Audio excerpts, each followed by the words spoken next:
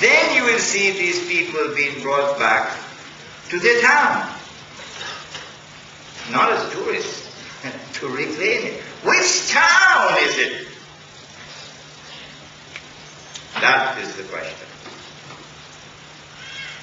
Who should answer that question? Let us go to a man named Muhammad alayhi salatu wasalam. Meaning, let us go to the hadith. Let us look for all the ahadith that there are on Gog and Magog. In 9 books of hadith, there are 58 ahadith. I've gone through all 58 of them. Let us look to see whether there is any town which is mentioned connected with Gog and Magog, which was destroyed by Allah. When we go through all the 58 ahadith, we find only one town mentioned, connected with Gog and Magog. And it was a town which was destroyed by Allah, and it was Jerusalem. Of course, the hadith does not have the word Jerusalem, it has the word Baitul Maqdis, the Arabic word.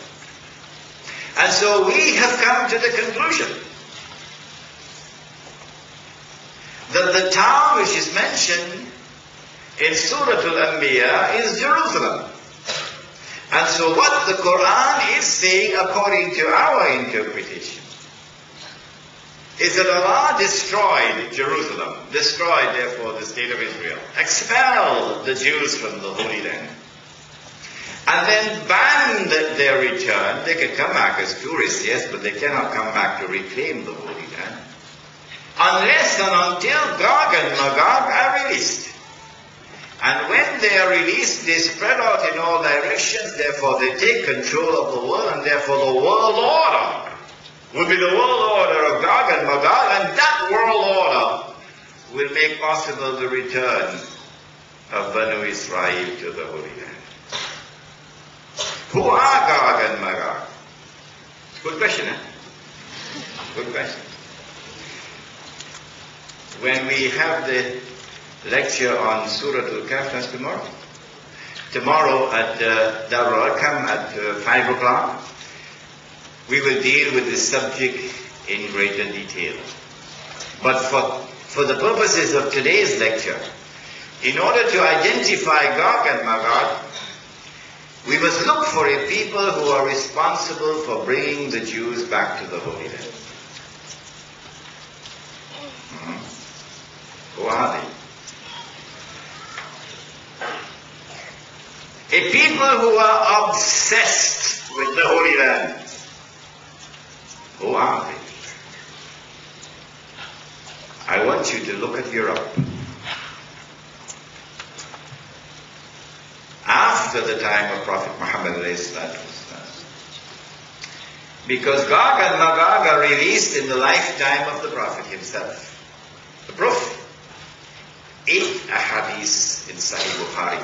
8. One event narrated in Sahih Bukhari 8 times. That Gog and Magog were released in the lifetime of the Prophet himself. So we have to look for a people after Muhammad ﷺ who are obsessed with the Holy Land. Europe became Christian. And that Europe is now obsessed with the Holy Land and engages in what even Singapore would know about, the Crusades.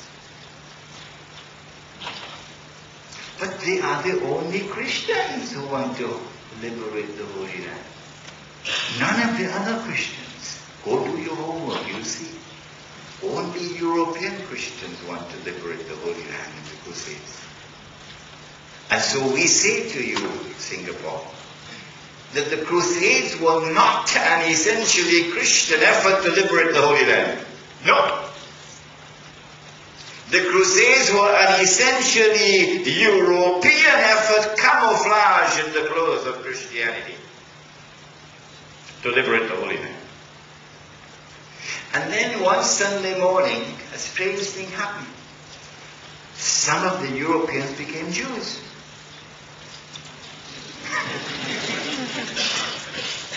I thought you had to be born as a Jew. You had to be from the seed of Abraham. But strange things happening. And these Jews,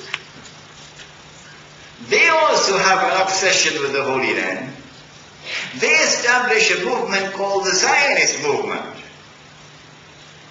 And the mission of the Zionist movement is to liberate the Holy Land and bring the Jews back to the Holy Land. But the strangest thing of all is, these are the only Jews who want to do that.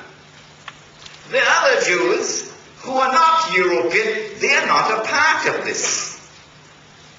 And so I have something to suggest to you, that the Zionist movement is not an essentially Jewish movement.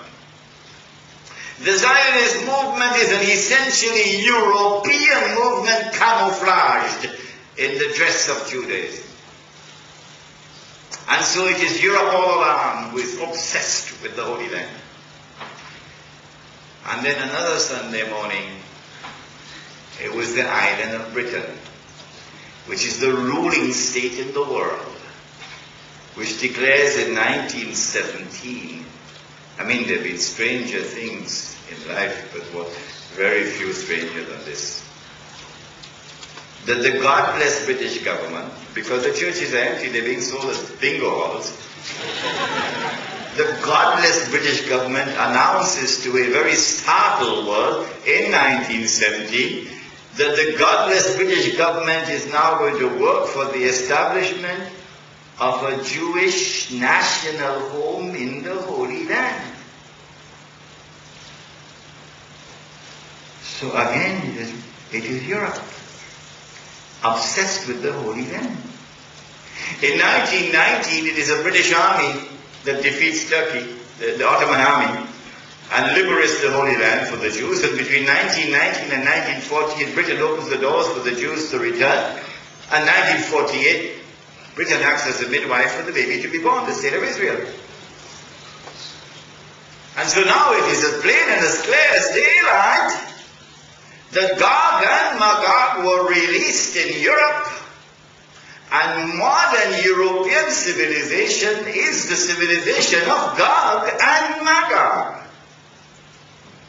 Those who control the world today, in whose hands is power, belong to the family of Gog and Magog. But Allah says, I have raised them, that they may inflict upon Banu Israel, until the last day, the worst possible punishment. And so Gog and Magog are actually taking Banu Israel for a ride. And it's the last ride on which they'll ever go. Who else will Allah raise? Because the verse of the Quran says Allah is going to raise against them those who will inflict upon them until the last day the worst possible punishment. Who else will Allah raise? We now turn to the Prophet Muhammad to answer that question. And this is a very interesting part of the lecture, so sit down and relax. The Prophet said that Allah created a being and endowed that being with awesome power, awesome versatility, and what I describe as a PhD in deception. And Allah will release that being into the world.